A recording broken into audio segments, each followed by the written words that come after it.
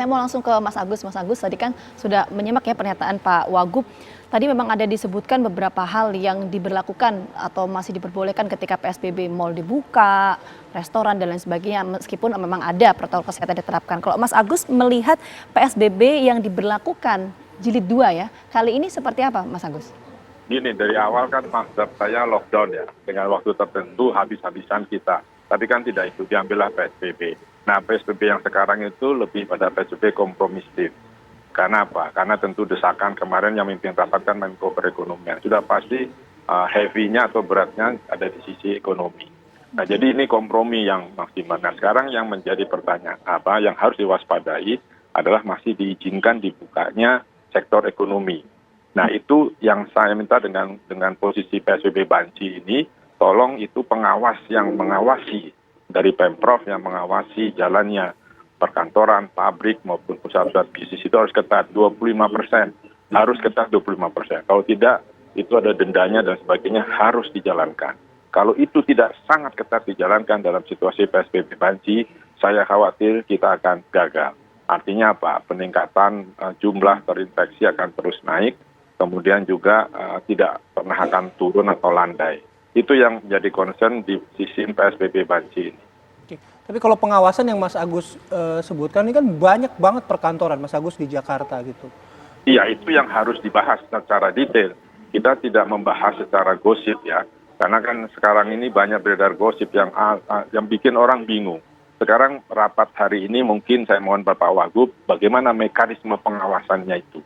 Tidak perlu disampaikan ke publik, tapi diawasi data ketat, lalu data disampaikan dan lakukan tindakan. Tanpa itu saya pesimistis bahwa apa yang diupayakan oleh Bapak-Bapak di pemerintahan itu hasilnya akan berat. Karena sektor ekonomi menekan sangat tinggi. Ini yang saya dari awal kan saya katakan, sudah ini kasusnya kasus kesehatan. Selesaikan dulu dan terbukti Pak Presiden hari Selasa rapat kabinet selesai, beliau harus mengatakan bahwa ini kesehatan. Dan itu harus dilakukan. Kalau pesan Presiden tidak dikerjakan, ya saya nggak tahu siapa lagi yang harus kita turut selain Tuhan. Saya mau langsung ke Pak Wagub. Pak Wagub menjawab pertanyaan Mas Agus soal implementasi pengawasan dan juga implementasi sanksi.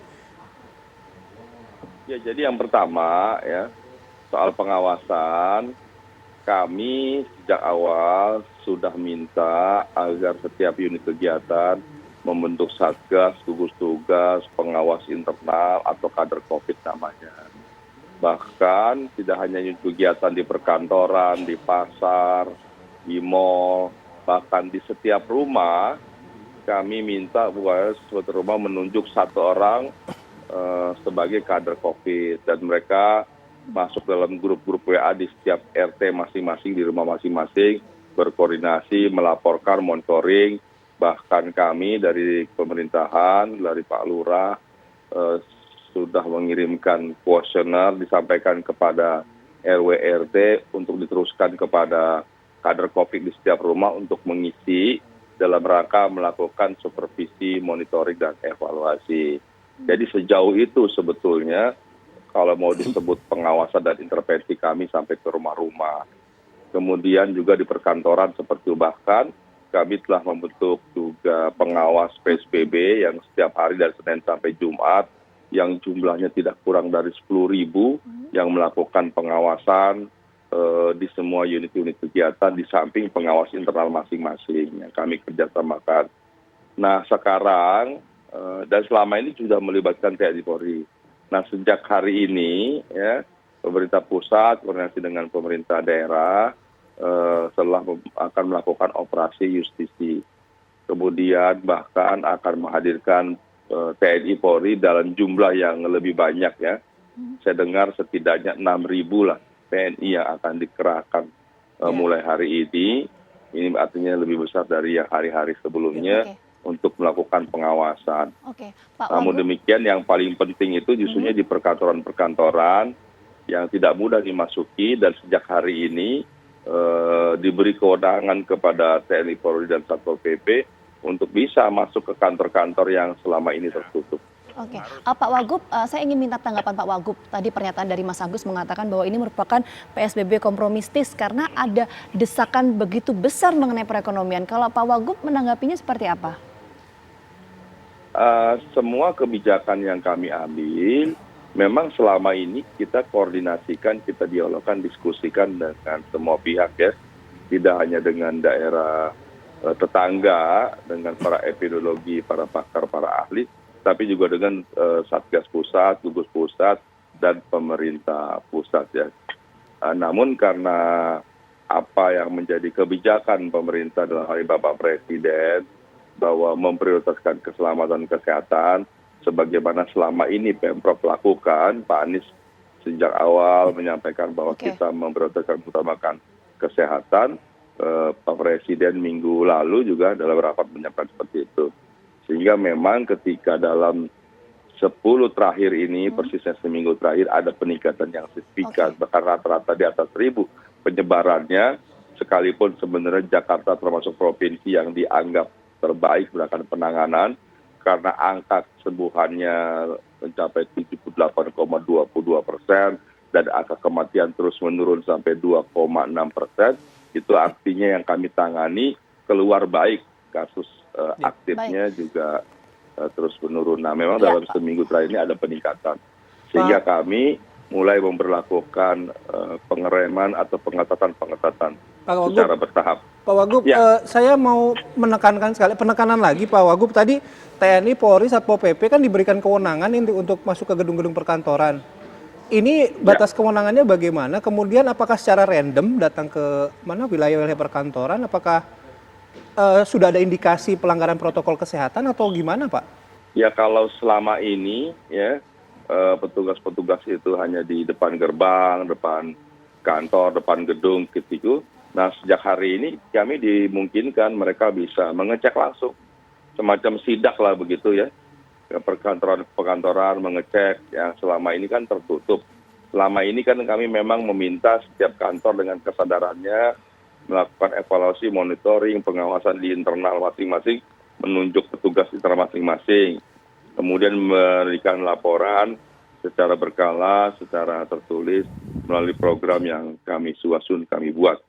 Nah, hari ini kami jauh lebih itu.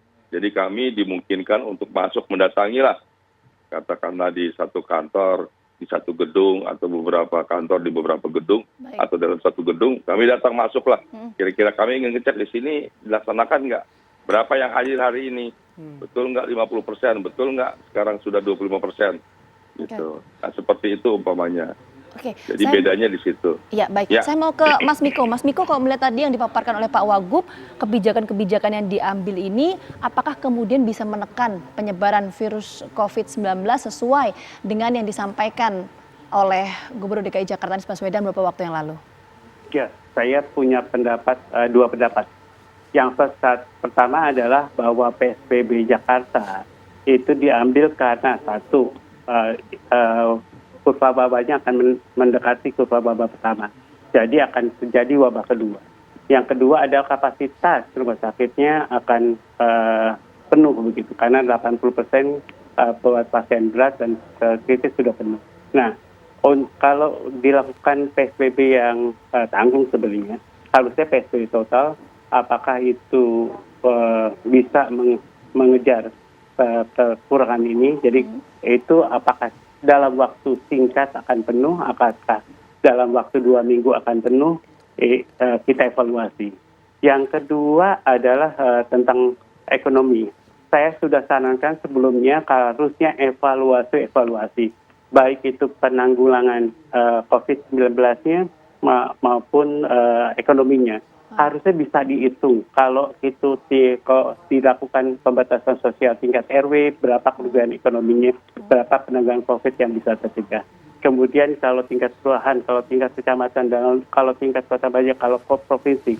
Tapi kalau sekarang ini tingkat provinsi harus diambil karena kapasitas itu, karena wabah kedua itu. Jadi tapi masalahnya adalah pembatasan sosialnya ini tanggung begitu. Jadi, pertanyaannya, apakah pembatasan yang seperti ini sekarang dengan 25% perkantoran masih dibuka, kemudian toko-toko masih dibuka, apakah bisa mencegah dua hal tadi, kapasitas rumah sakit yang hampir penuh, kemudian wabah yang sebentar lagi mencapai puncaknya untuk wabah kedua. Oke, kalau menurut Mas Miko bisa tidak memenuhi dua hal itu? itu amat tergantung kepatuhan, bukan pengawasan. Kepatuhan masyarakatnya. Kalau saya pikir sih kepatuhan yang pertama saja orang tetap di rumah 60%. Jadi bagaimana sekarang begitu. Jadi saya sanksi itu akan berhasil. Oke. Jadi wabah kedua akan terlewati, cuman waktunya lebih panjang aja. Oke, baik. Kami jeda terlebih dahulu, nanti kami akan kembali dengan narasumber, tapi kami juga ucapkan terima kasih ke Pak Wakil Gubernur DKI Ahmad Riza Patria yang sudah bergabung bersama kami pagi hari ini.